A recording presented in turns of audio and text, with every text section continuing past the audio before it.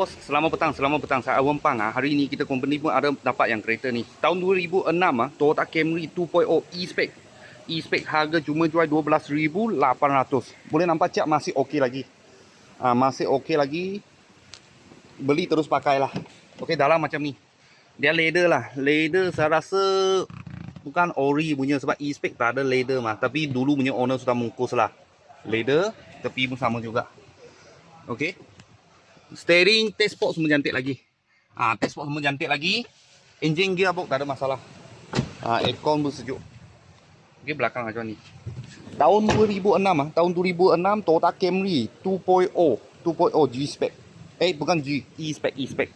Harga jual 12,800. Harga cash sahaja. Kalau lu kedai boleh muka 7,000 muka 7,000. Ikat 5 tahun bulanan 500. Kalau bos-bos dengan kawan-kawan sempat tengah cari Toyota Camry nak beli cash punya, kita sini ada sebiji baru sampai aja.